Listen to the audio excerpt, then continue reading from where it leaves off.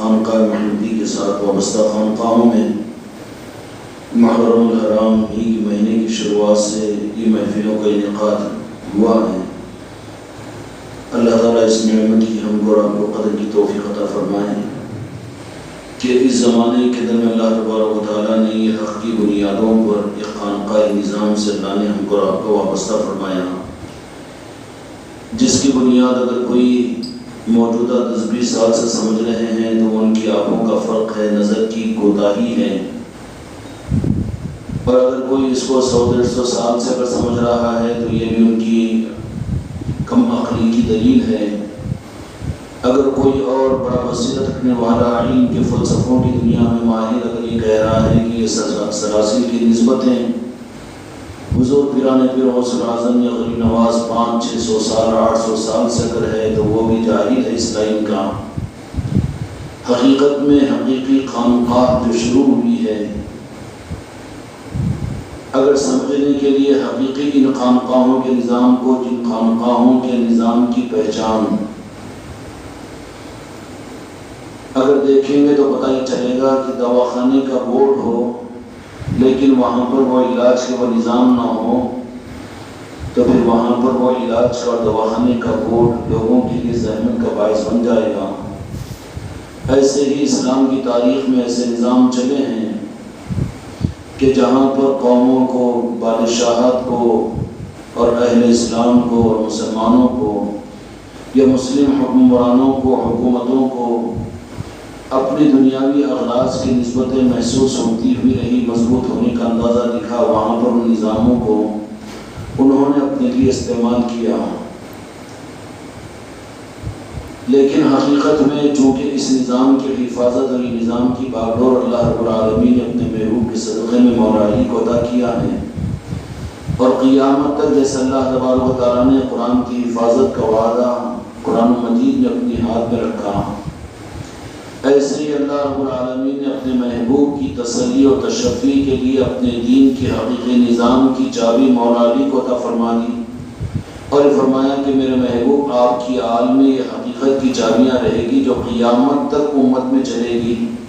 یہ نہیں کہ صرف کربلا تک یا آپ کے زمانے حیات ظاہرہ تک یا پھر ظاہر خلفائے راشدین کے اس زمانے تک یا چند صدیوں تک یا چند علاقوں تک، یہ نہیں فرمایا، بلکہ جب تک روئے زمین پر قرآن ہے اور جب تک روئے زمین کے اوپر حق ہے، حق کے لیے اس کی پہچان آل رسول کی محبت اور آل علی اور اولاد علی کے ساتھ کی نسبت ہے، جس کو میرے آقا نے اشارے میں بھی فرما دیا کہ 2 چیزیں تمہارے درمیان میں چھوڑ کر جا رہا ہوں، ایک تو قرآن مجید ہے اور دوسرے میرے اہل بیت ہیں۔ تو گویا کہ قیامت تک یہ رہے گی اور قیامت پر مسئلہ ختم نہیں ہوگا، بلکہ میدان قیامت میں جب انسانوں کی جزا اور سزا کا معاملہ ہوگا اور میدان محشر میں جامع کوثر پر یہ 2 چیزیں جا کر میرے آقا سے گویا کہ شکرانہ ادا کر دے گی کہ جو عظمت اور جو امید آپ نے ہم سے لگائی تھی، یا رسول اللہ، یا اللہ کے محبوب، 2 جہاں کے مالک، ہم نے پوری احتیاط اور حفاظت کے ساتھ رب العالمین نے یہ طاقت ہم کو دنیا میں عطا کی کہ وقت کے ظالم حکمرانوں اور بادشاہوں نے اس میں زیر و زبر کو بدلنے کی کوشش کی تو خدا نے برداشت نہیں کیا۔ ایسے ہی طریقت کے نظام کو اور بیت و سلوک کے نظام کو، روحانیت کے نظام کو اس لائن کے دنیا پرستوں نے بھی اگر اس پر کچھ حرف ڈالنے اور دھول ڈالنے کی کوشش کی، طریقت کا نام لے کر اس پر اگر کچھ اندھیرا کرنے کی کوشش کیے، تو پھر یہ طریقت بھی یہ وہاں پر میرے آقا کی بارگاہ میں جامع کوثر پر کہہ دے گی کہ مولا علی کی اس سرپرستی نے اور اس حفاظت کے اس نظاموں نے اور مولا علی کے اس تصرف نے اور اولیاء کے اس تصرف نے کبھی اپنے پر اس گرد کو، اس اندھیرے کو، اس دھوکے کو برداشت نہیں کیا۔ وقتی طور پر یزید کو 3 سال ملے، وقتی طور پر بات کے اور انسانوں کو اس طریقت کی راہ کو دنیا میں بدنام کرنے کے لیے، طریقت کی راہ پر گرد و غبار کو لوگوں میں عام کرنے کے لیے، اور یہ کوششیں ہر زمانے کے اندر میں ہوتی رہے گی۔ اور المیہ یہ ہے کہ سابقہ کے اندر میں انبیاء کی مخالفت کرنے والی جو قومیں تھی وہ کافر و مشرک تھے، لیکن تاریخ اہل بیت یہ ہے کہ ان کی مخالفت کرنے والے غیر مسلم کافر و مشرک نہیں ہوں گے، بلکہ وہ تو ان کے قدردان ہوں گے۔ ان کی مخالفت کرنے والے اہل ظاہر اسلام والے اور مسلمان ہوں گے، اور اس کے لیے اپنے ممبروں کو استعمال کریں گے، اپنے علم کو استعمال کریں گے، اور اسباب دنیا کو استعمال کریں گے۔ لیکن یہ لوگ اہل حق جن کی نظر مولا علی کی طاقت پر ہوگی، اور جو نسبت چوکٹ مولا علی سے جڑے ہوئے ہوں گے، اور جو پنجتن پاک کی طرف میں دیکھ کر اپنی زندگی کی سانسوں کو لینے والے ہوں گے، ان کو ظاہری اسباب سے زیادہ حکومت کے تخت و تاج کو ٹھوکر مار کر، اپنی آبادیوں سے نکل کر، کونوں میں اپنی خانقاہوں کو بنا کر مولا علی کی مدد سے یہ نظام دنیا میں چلیں گے۔ تو دین کی حفاظت اور قرآن کی حفاظت کا ذمہ تو اللہ نے اپنے ذمہ دیا، لیکن علی مولا علی کو اللہ تبارک و تعالیٰ نے وہ تصرف قیامت تک عطا فرما دیا، اور یہ تصرف اللہ کا دیا ہوا ہے، یہ اختیارات رب العالمین کے دیے ہوئے ہیں، اور میرے مصطفیٰ پاک نے آپ کو عطا فرمایا اور فرما دیا کہ قیامت تک قرآن بھی رہے گا، میری اہل بیت بھی رہے گی۔ اہل بیت سے رہنے کا مطلب کیا ہے کہ جن کی پہنچ سعادات سے ہو جائے، جن کی نظروں میں وہ بصیرت حاصل ہو جائے، وہ تو خوش قسمت ہے۔ جن کا دل کہہ دے کہ واقعتاً یہ سعادات کی چوکھٹ ہے، جن کو ادراک ہو جائے، وہ تو قابل خوش قسمت ہے۔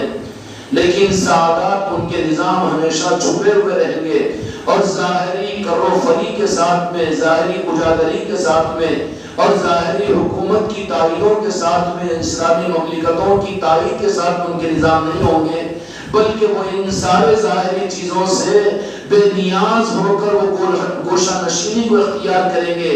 اس لیے آل رسول کے بڑے بڑے ائمہ وہ بالکل دنیا سے ایک سو ہو کر، کوئی جنگلوں میں، کوئی مدینے کو چھوڑ کر، کوئی گلیوں میں، کوئی پہاڑوں میں، کوئی ندیوں کے کنارے، یہ تو آل رسول کی تاریخ رہی کہ وہ دنیا سے بے نیاز ہوتے ہیں، بے رغبت ہوتے ہیں، ان سے کٹے ہوئے ہوتے ہیں۔ جہاں علی والے بیٹھتے ہیں وہی جنت بنا بیٹھتے ہیں، جہاں وہ بیٹھ جائے وہی جنت ہے۔ حکومتوں کی ان کو ضرورت ہوتی ہے، وہ حکومتوں کے محتاج نہیں ہوتے ہیں۔ علم کی ان کو ضرورت نہیں ہوتی، علم ان کا محتاج ہوتا ہے۔ گمراہیتیں ان سے پاک ہوتی ہے، گمراہیتوں میں وہ مبتلا نہیں ہوتے جو علی والے ہوتے ہیں، آل رسول اور اہل بیت والے ہوتے ہیں۔ لیکن ذرا خوش فہمی میں مبتلا نہیں ہونا کہ کہیں ہم بھی اپنے بارے میں اس بات کو سوچے، اور ہر مرید اور ہر خلیفہ اور ہر خانقاہ کو لے کے چلنے والا اس بات کا بار بار جائزہ لیتا رہے کہ کہیں بھی ہم بھی کہیں پٹری سے تو نہیں اتر رہے ہیں۔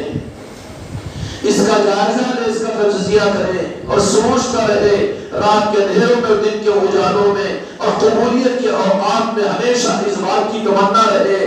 کیوں کہ کسی مرید کا پیر پھسلتا ہے تو اس کا نقصان اس کی ذات تک ہوتا ہے، اور امید ہے کہ اس کا پیر بچا لے، لیکن کسی خانقاہ کے ذمہ دار اور کسی خلیفہ اور کسی پیر کا اگر پیر کا پیر پھسلتا ہے تو پھر قوم اس کے گرہبان کو پکڑنے والی ہوتی ہے، مولا علی اس کو دیکھنے والے ہوتے ہیں، غوث و خواجہ اس کو ڈھونڈنے والے ہوتے ہیں، سفارش والے قیامت کے میدان میں ظالموں اور جابروں کی سفارش کر کے جنت میں پہنچائے۔ لیکن جو سفارش کرنے والے ہیں وہی اگر گردن کو پکڑ لے، خدا اس لعنت کے توق سے میری تمہاری حفاظت فرمائے۔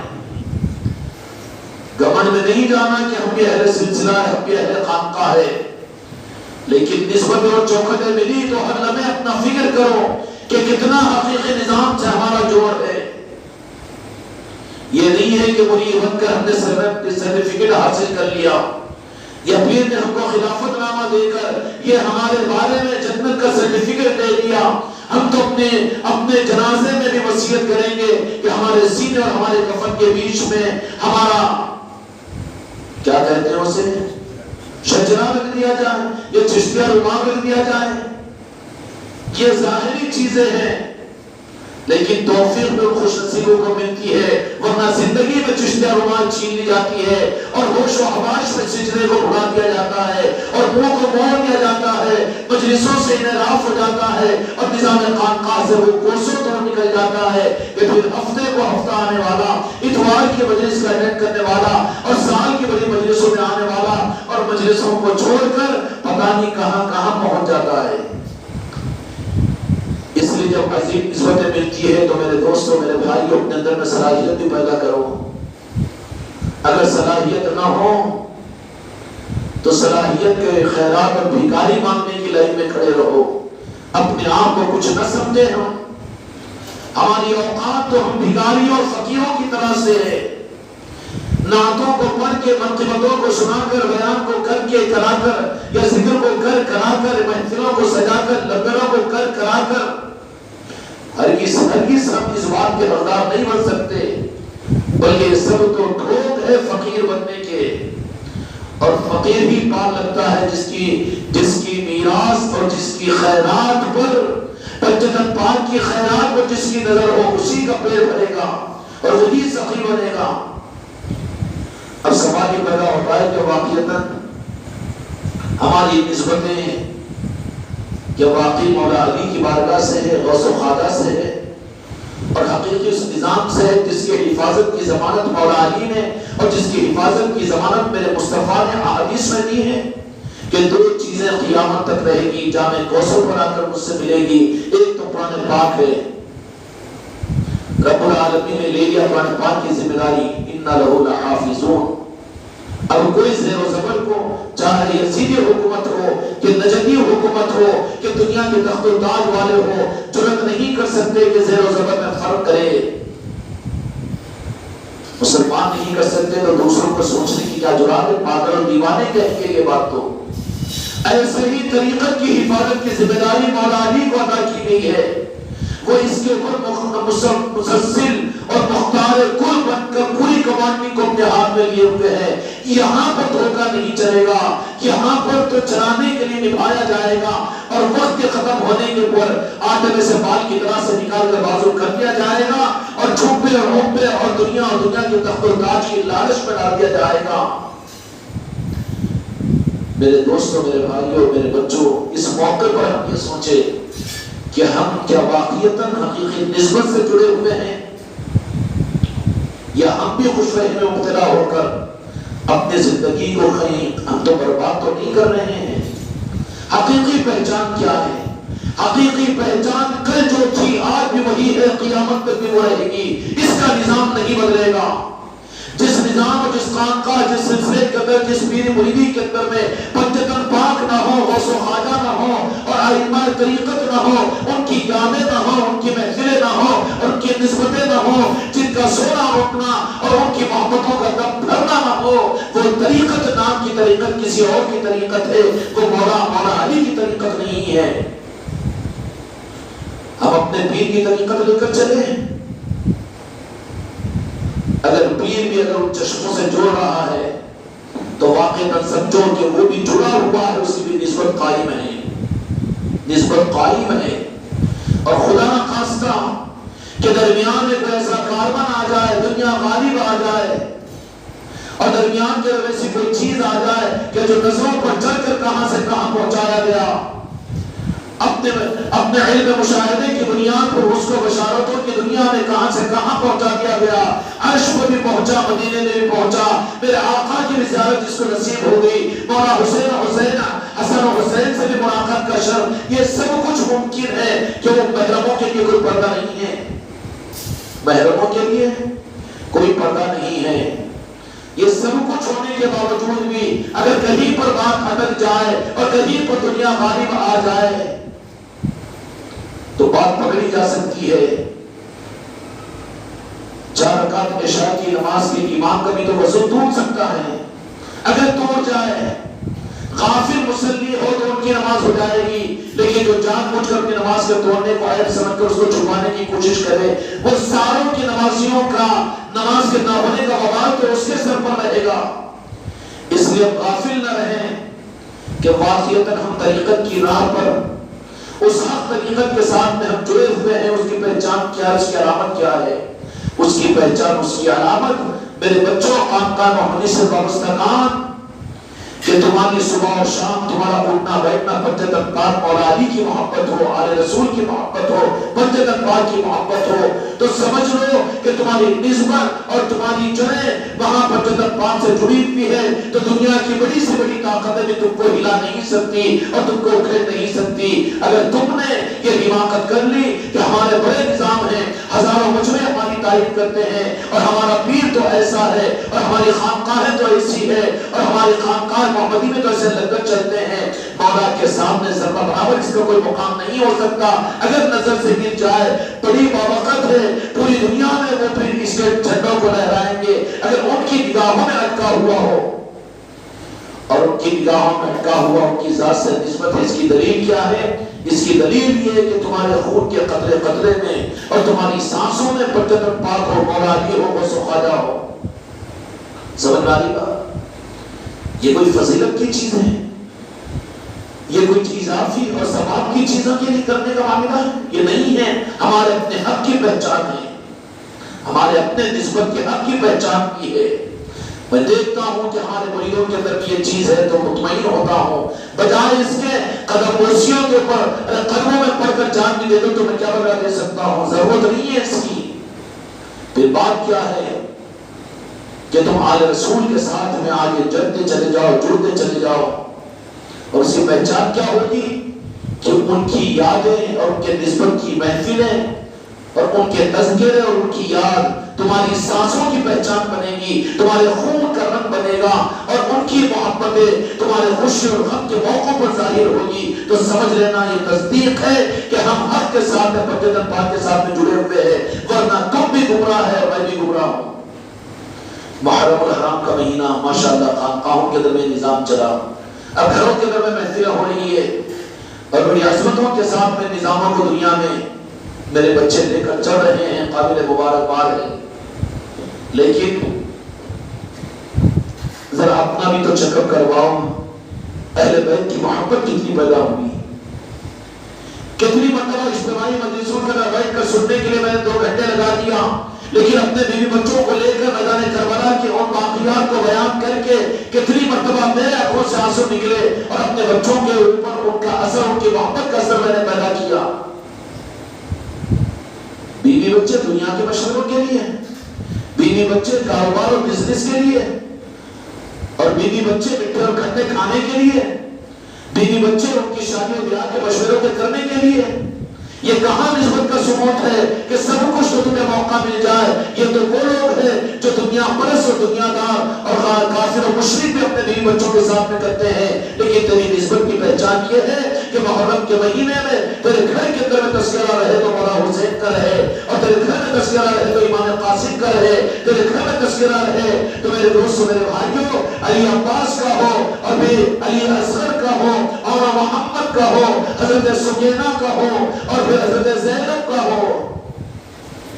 اس کے لیے کوئی بیان سیکھنا پڑتا ہے؟ میرے مرید اور خلیفاؤں، یہاں اپنی چھپی کوٹ نکال کر جاؤ یہاں سے کہ تم وفاداری کے راستے پر چل رہے ہو یا بے وفائی کے راستے پر؟ بے وفائی کے راستے پر اس کو تم نے ایک اجتماعی نظام اپنے باہر کا بنا کر رکھ دیا، مجلسوں میں آ جاتے ہو بوجھ سمجھ کر، مجلسوں میں بچنے کی کوشش کرتے ہو اور مجلسوں کی ذمہ داریاں پڑی ہو تو کروا لیتے ہو، لیکن تم نے اپنے ذاتی قلب کے ساتھ اس کا کیا حق ادا کیا؟ جو وہ جائزے کی ضرورت ہے کہ نہیں؟ محرم کی آج تقریباً 18 دن گزر چکے ہیں، قسم کھا کر اپنے دل سے پوچھو کہ کس رات میں، کس وقت میں، کس لمحے میں مولا حسین کو یاد کر کر کربلا کی قربانیوں کو یاد کر کے تمہاری آنکھوں سے آنسو نکلے ہیں؟ یہ خشک نظام یہ خانقاہ محمدی میں چلنے والا نہیں ہے، کوئی تحریک و جماعت کا نظام نہیں ہے یہ، بلکہ ساری سر پٹول یہ حق کے راستے پر ہے تو پنجتن پاک کی چوکھٹ تک پہنچنے کے لیے ہے۔ اگر کسی کو یہ راستے کے اندر یہ چیز نصیب نہیں ہو رہی ہے تو وہ اپنے عمل کا ذمہ دار ہے۔ یہاں تو حق کے سپاہی بن کر چلنے کی ہمت کرو۔ تم کو اپنی ماں کا انتقال تو روڑا ہے، تم کو اپنے بیوی کی تکلیف تو روڑا ہے، تم کو دنیا کا نقصان تو آزمودہ کرے، اور تم کو اپنے پیر کی ٹھوکر تو تمہارا تکلیف کا باعث بنے، لیکن محرم کا پورا مہینہ گزر رہا ہے، میدان کربلا یاد آ کر تمہارے آنکھوں پر کیا لعنت ہو گئی ہے کہ آنکھوں سے آنسو نہیں نکلتے؟ کیوں اتنی شقاوت کہ یزیدیت کے جراثیم پیدا ہو گئے ہیں؟ نہیں کہنا، مجھے نہیں کہنا۔ اگر دل کی محبت ہو تو دل رکتا نہیں ہے۔ محبت یہ پاس و لحاظ نہیں کرتی۔ محبت اگر ہو تو یہ عشق تو خود بخود لوگوں کی ریا کیے بغیر اس حق کے راستے پر چلا دیتا ہے۔ نہیں ماتم نہیں کرنا، کیوں انہوں کرتے ہیں؟ نوحہ خانی نہیں کرنا۔ نوحہ خانی کس نے کہا؟ وہ بناوٹی چیز کو کہا جاتا ہے۔ نوحہ خانی، ماتم، یہ ہم اس سے بھی قائل نہیں ہیں، لیکن یاد حسین میں اپنے آنکھوں سے آنسو بہانا، اس کو تو ہم سے دلیل پوچھتے ہو کہ جائز ہے کہ ناجائز ہے؟ ارے واقع شہادت کربلا سے پہلے میرے مصطفیٰ نے خود جب بھی مولا حسین علیہ السلام کی شہادت کا تذکرہ فرماتے آپ کی آنکھوں سے آنسو مبارک نکل جاتے۔ یہ بڑی دلیل نہیں ہے؟ حضرت عباس رضی اللہ تعالیٰ عنہ، سلمہ رضی اللہ تعالیٰ عنہ کو میدان کربلا میں یہاں پر میرے مولا شہید ہو رہے ہیں اور وہاں پر مدینے میں زیارت ہو رہی ہے کہ مولا حسین علیہ السلام آقا کو دیکھا کہ آپ کا آلود ہے، آپ کے زلفوں میں مٹی لگی ہوئی ہے اور آپ رنجیدہ ہیں اور آپ کے آنکھوں مبارک سے آنسو مبارک نکلتے ہوئے قبضہ کے اثرات ظاہر ہو رہے ہیں۔ ارے وہ دل مصطفیٰ ہے، وہ قلب مطہر ہے، جو منافقین کے لیے تڑپتا ہو تو اپنے نواسوں کے لیے اس رخ پر چلے۔ جو غم حسین کے منانے میں رواج کے طریقے پر ماتم کرتے ہیں، نوحہ خانی کرتے ہیں، اس کے قائل نہیں ہیں۔ اس کا مطلب یہ نہیں کہ تمہارے دل میں سخت دل ہو جائے۔ رو رہا ہے جتنا یاد حسین میں، مولا حسین کے تذکروں میں، اگر نہ روتے ہو تو اپنی آنکھوں کو کھول لو۔ واقعی اسلام کی جو تم نسبت پنجتن پاک ہو کر تمہاری آنکھوں سے آنسو نہ نکلے۔ نکل جاؤ آبادیوں کو چھوڑ کر جنگلوں میں، جب تک یہ دولت نہ مل جائے واپس مت آؤ۔ اللہ تعالیٰ یہ دولت ہم کو اور آپ کو بہت سی انعامات عطا فرمائے، یہ دولت بھی ہم کو عطا فرما دے۔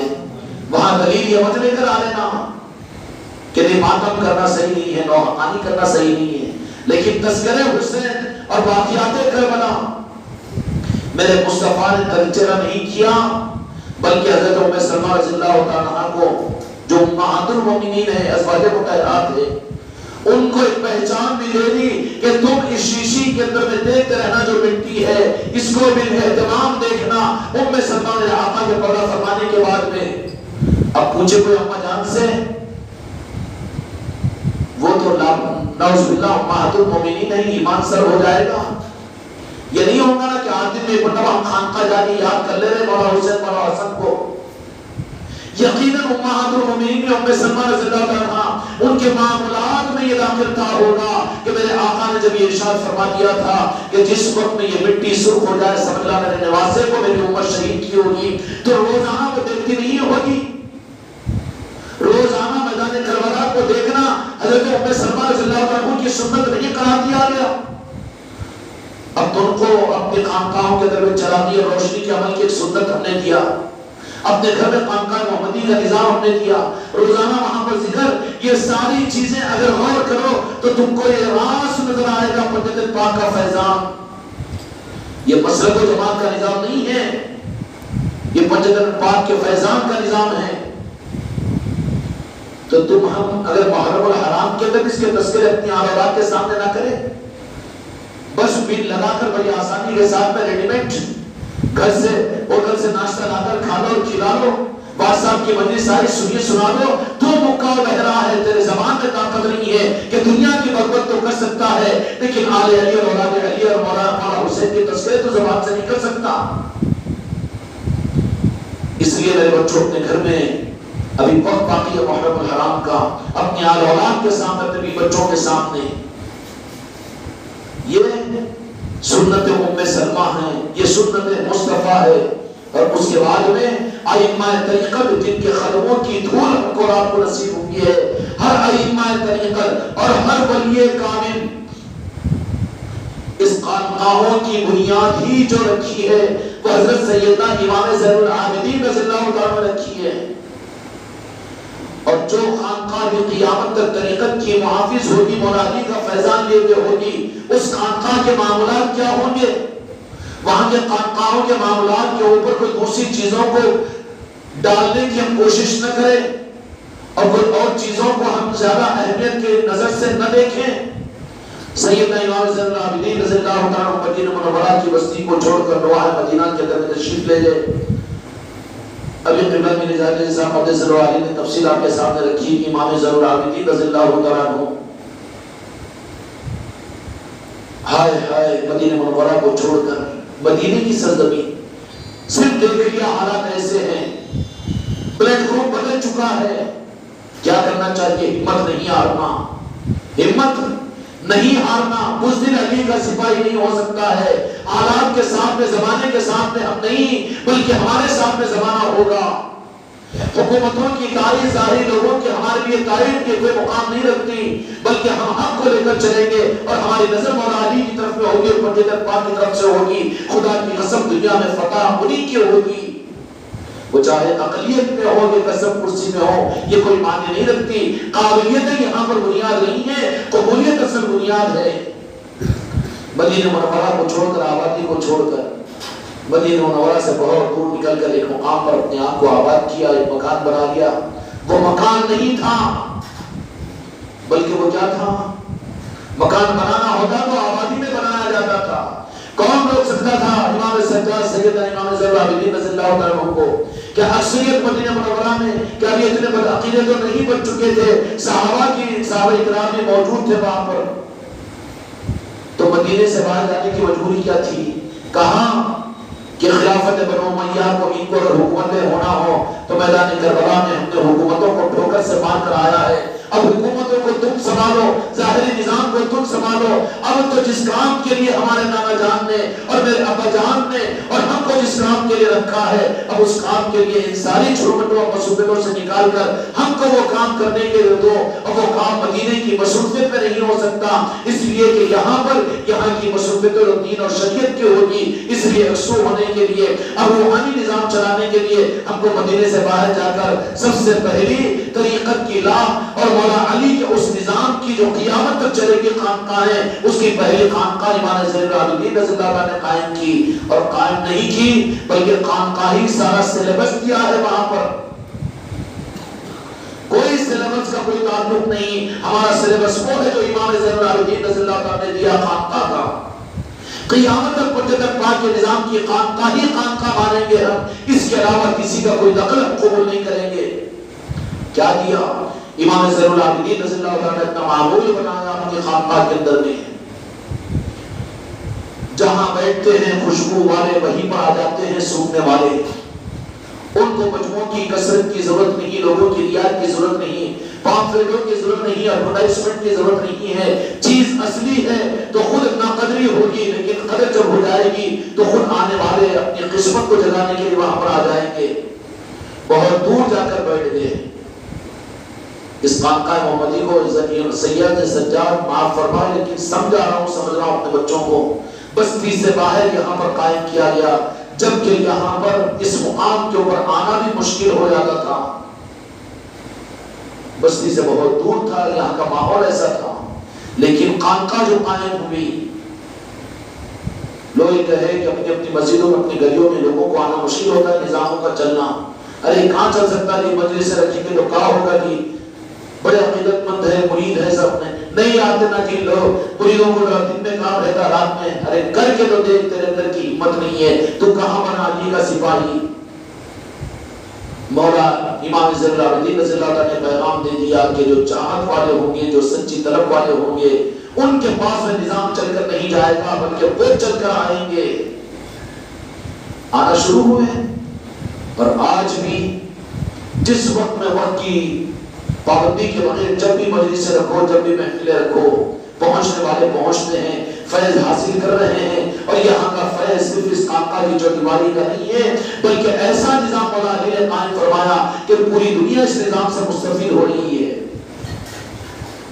یہ کس کی کرامت و شرافت, کسی کی قابلیت اور صلاحیت کی بات نہیں ہے. یہ صرف نسبت مولا علی اور مجدد پاک کا صدقہ, غوث خواجہ کی نگاہ کرم کا صدقہ ہے. کسی کو حق نہیں ہے کچھ کہنے کا.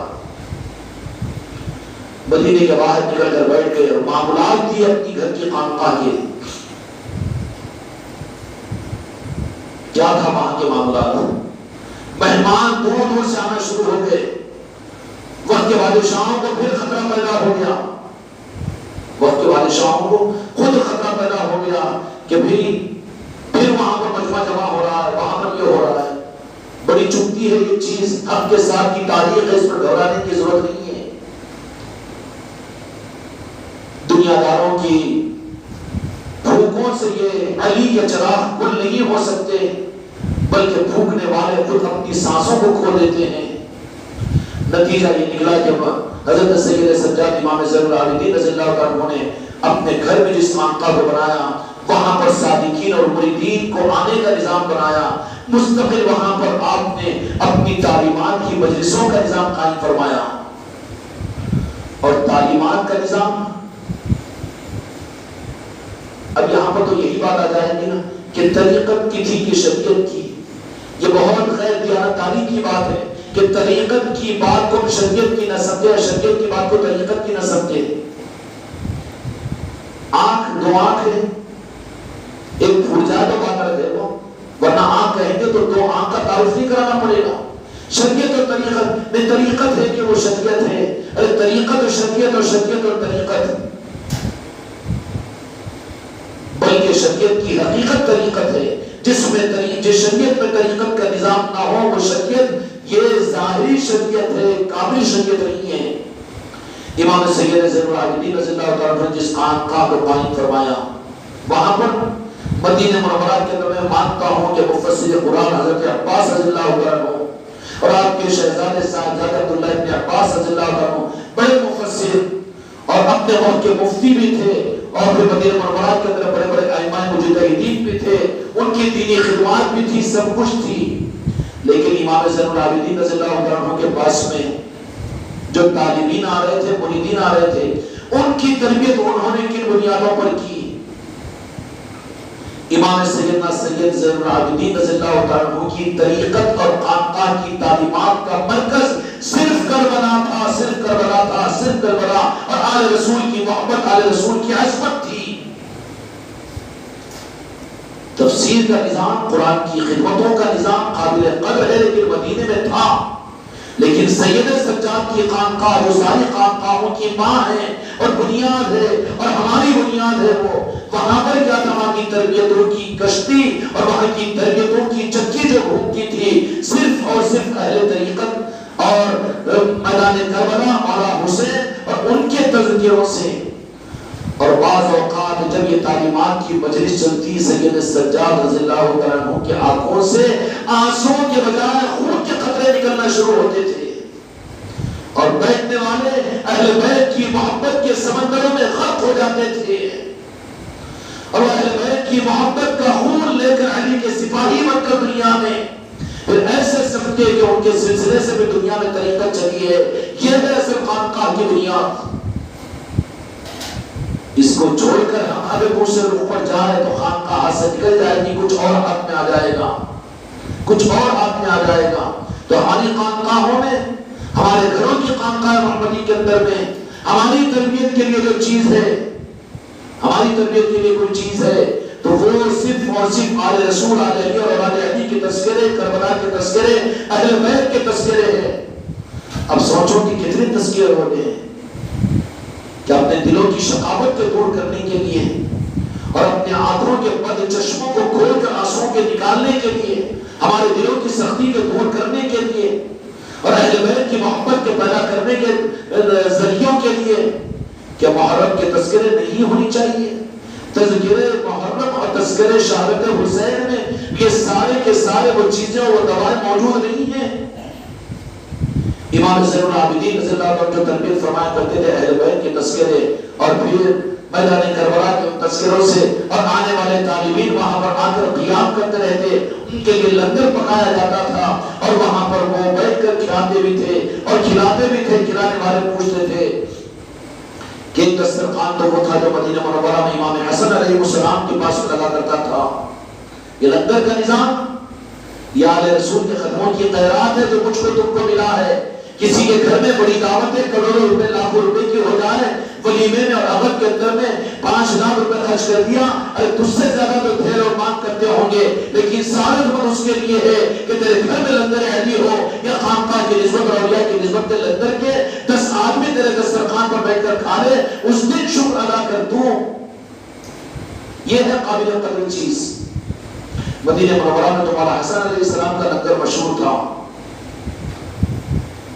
بڑی ناز پرورہ چیزیں پکتی تھی۔ بعضوں نے اعتراض کیا کہ لنگروں میں، ہاں لنگروں کو تم کیا جانے، یہ فرمایا کہ جنت کے دسترخوانوں کا سیمپل ہم دے رہے ہیں، ان کا حق تو یہ ہے کہ دسترخوان کے یہاں ڈش اتار کر لنگروں پر تقسیم کیے جائیں۔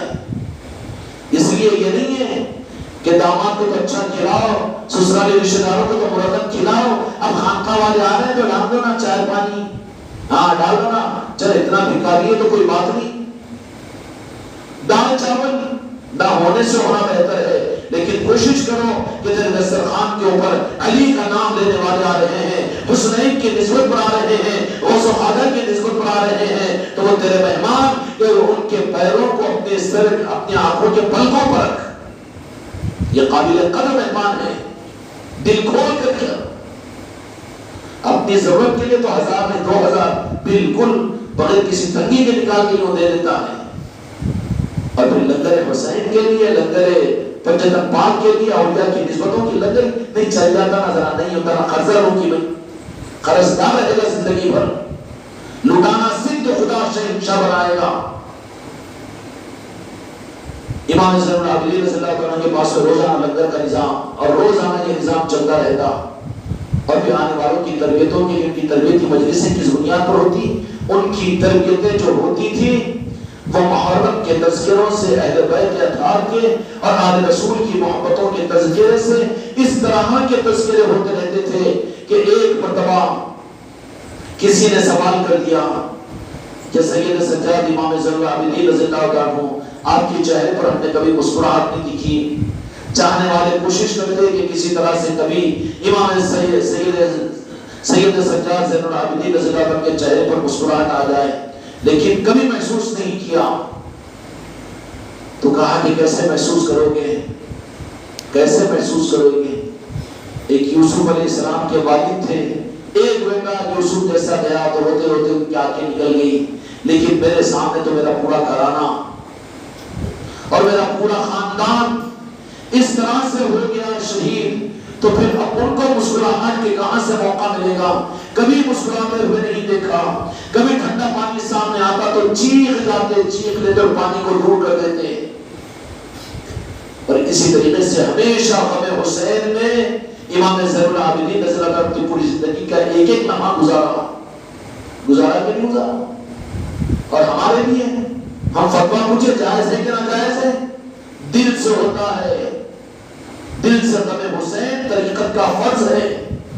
جس کے دلوں میں آل بیت کی محبت نہیں، آل علی اور امام علی کی محبت نہیں ہے اور غم نہیں ہے، وہ پھر طریقت کے بھکاری نہیں ہے بلکہ طریقت کے ناقدرے ہیں۔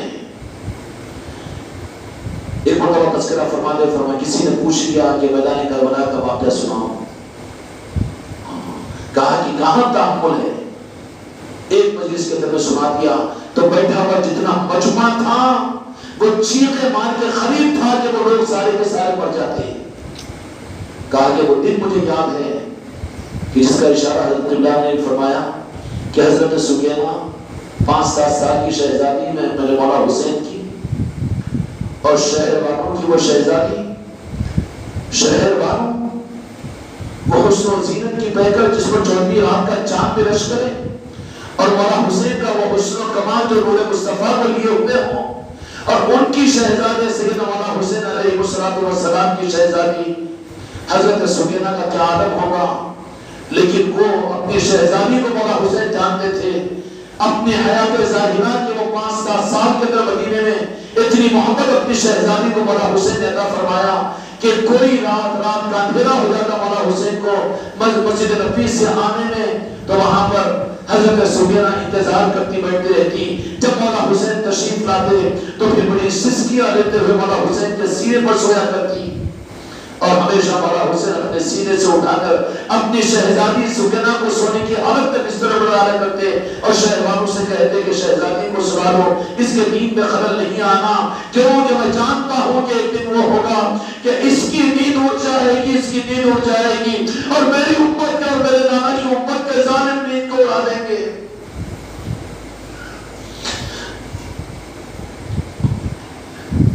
جب یہ قافلہ کوفہ کو پہنچا ملک شام سے مدینے کی طرف، تو اس وقفے کے اندر میں ہاتھ و پیروں کے درمیان بیڑیاں ڈال کر اہل بیت اطہار کی عورتوں کو اس طرح سے وہاں کو قید خانے میں قید کیا،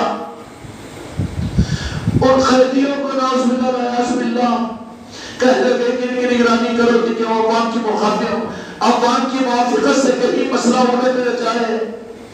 لیکن دیکھا کہ 3 دن سے اس قیدی کو، قیدیوں جس کو قید کی کہہ رہے تھے، ان کی نگرانی کے لیے جس کو رکھا گیا تھا، اس نے ایک رات دیکھا کہ رات کا اندھیرا ہے، سارے لوگ سونے میں مشغول ہیں، لیکن ایک آواز ہے کہ اس قافلے کے اس قبیلے کے اندر میں سے سسکیوں بھری معصوم آواز نکلتی ہے کہ میرے ابا جان آپ کے بغیر مجھے نیند نہیں آتی۔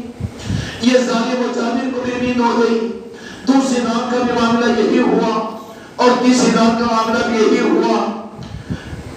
تو اہل بیت اطہار کو اس قافلے میں اس وکیل نے بلایا اور بلا کر کہا کہ مجھے بھی رات کی نیند نہیں آ رہی ہے کہ کسی کی آواز نہیں آتی، لیکن ایک معصومہ تختے جگر کی آواز مجھے بھی بے چین کرتی ہے، میری نیند کو اڑا دیتی ہے۔ تو کہا کہ وہ جس کی آواز ہے، تو سید سجاد امام زین العابدین رضی اللہ عنہ کہنے لگے کہ وہ کسی اور کی نہیں ہے، میری بہن کی ہے۔ وہ حضرت سہیرہ جو معصومیت میں ہے، جو روتی کیوں ہے، سناتے کیوں نہیں ہو، وہ میری بہن کا معمول یہ تھا کہ روزانہ مولا حسین کے سینے مبارک پر سوتی ہے اور وہ سوئے بغیر ان کو نیند نہیں آتی تھی۔ اب وہ مجھ سے مطالبہ کرتی ہے، مجھ سے مطالبہ کرتی ہے کہ میرے ابو جان مجھ سے بچھڑ کر کئی دن ہو گیا، میرے ابو جان کو میرے بھائی جان لے کر آ کر بتا دینا۔ امام زین العابدین رضی اللہ عنہ نے فرمایا اگر اہل بیت کے حق پر کوئی تجھ کے رحم آتا ہے تو مولا حسین کا جو سر مبارک ہے، تاکہ اپنی بہن کو میں بتا کر اس کو تسلی دوں۔ اس ظالم نے امام حسین کے سر کو حوالے کیا۔ حضرت سہیرہ کے پاس مولا حسین ابو کا رسول پہنچا، بے قرار ہو کر چیخ ماری، سوتی کیا، بلکہ دائمی نیند سو گئی۔ امام زین العابدین رضی اللہ عنہ کی ہچکیاں نکل گئی، سہیرہ میری بہن، سہیرہ کیا ہو گیا؟ کہا کہ بتانے کربلا میں اتروں کو تو جوڑ کر آئے ہیں، اب یہ ساتھ لے کر آ کر مدینے کو جانے کا ارادہ تھا، لیکن اس میری چیرخوار بہن کے جنازے کو حضرت زینب میری پھوپھو جان اندر لے جائیے۔ حضرت زینب حضرت سکینہ کے جسم مبارک کو اندر لے جاتی ہے۔ اب تھوڑی دیر نہیں ہوا کہ اس کے بعد میں ان پلیتوں نے اس بات کا تقاضا کیا تھا کہ روزانہ اتنا پانی دیا جائے گا اور اتنا کھانا دیا جائے گا۔ سید سجاد نے ان لوگوں سے کہا کہ ہم قرض مانگتے ہیں 3 دن کا پانی، کہ وہ پانی دے دیجئے تاکہ ہم اپنی بہن کا غسل کروا کر یہاں پر تدفین کر سکے۔ اس ظالم نے پانی کو دیا تو حضرت زینب کو فرمایا کہ میری معصوم بہن، میرے ابو جان کی وہ معصوم شہزادی جو خدا کی قسم دنیا کے پھولوں سے زیادہ بڑا پھول تھا، اس کے جسم مبارک کو قبر کے حوالے کرنے کے لیے اب ان کے غسل کی تیاری کرو۔ یہ غسل نہ مدینے منورہ میں ہو رہا ہے، نہ روضہ مقدس کے قریب میں ہو رہا ہے، بلکہ دیار غیر کے اندر میں ہو رہا ہے اور وہ جیل خانے کے اندر میں ہو رہا ہے۔ غسل کا پانی جب مستعار لے کر آیا گیا تو حضرت زینب امام حسین علیہ السلام کے پاس پہنچی اور پہنچ کر کہا کہ میرے بھتیجے، میرے بھائی مولا حسین کے شہزادے، ذرا ایک مسئلہ تو بتلا دے۔ کہا کہ میری پھوپھو، تم بھی تو اپنے وقت کی فقیر ہو اور لوگ تم سے دین و شریعت کی خیرات کے مسئلے پوچھنے کے لیے آتے ہو کہ تم کو کیا مسئلہ پوچھنے کی ضرورت پڑی؟ حضرت زینب کی چیخیں نکل گئی، مسئلہ یہ ہے میرے بھتیجے زین العابدین، مسئلہ یہ ہے کہ حضرت سکینہ جس کے غسل کا پانی میں نے تیار کیا اور تم نے پہنچایا، اب میں تم سے یہ پوچھنا چاہتی ہوں کہ میدان کربلا سے نکل کر ملک شام کا سفر اور ملک شام سے لے کر یہاں تک کے اتنے دنوں میں میری بھتیجی شہزادی حضرت سکینہ کے جسم پر صرف ایک ہی جوڑا تھا اور ایک ہی جوڑا تھا، اور وہ جوڑا ایک ہونے کی وجہ سے جسم مبارک کی چمڑی سے ایسا مل چکا ہے کہ جیسے کپڑا کھینچتی ہو تو چمڑی نکل جاتی ہے، چمڑی نکل جاتی ہے۔ تو بتاؤ کہ کپڑا نکالو گے چمڑی نکالو؟ امام حسین علیہ السلام نے فرمایا کہ میری پھوپھو جان، اگر یہ بات ہو تو مسئلہ یہی ہے کہ کپڑا نکالنے کی چکر میں کہیں چمڑی نہ نکل جائے، اس لیے آپ اسی حالت کے اندر غسل دے دینا۔ کہاں دنیا کے نظر گلیوں میں آرام کی محبتوں میں پاگل زندگی گزارو گے، نسبت پنجت انفاق کے ملنے کے بعد میں اپنے زندگیوں کے رخوں کو متعین کرو، زندگی گزارو ضروریات کے لیے لیکن خواہشات سے دور ہو کر۔ اللہ تعالیٰ ہم کو اور آپ کو ان کے گھروں کی خیرات عطا فرما دے۔ خوش قسمتی ہے اس زمانے کے اندر میں کہ تم کو اپنے گھروں کے اندر میں مسجدوں کی توفیق مل رہی ہے اور یاد حسین کے تذکرے ہو رہے ہیں۔ ایک طرف تو یہ نظام ہے، دوسری طرف میں نظاموں کو دیکھیے کہ کہیں پر دور دور تک اہل بیت کے تذکرے نہیں، نہ محرم کے تذکرے۔ اللہ تعالیٰ ان نظاموں کے ہم سب کو پڑھنے کی توفیق عطا فرمائے۔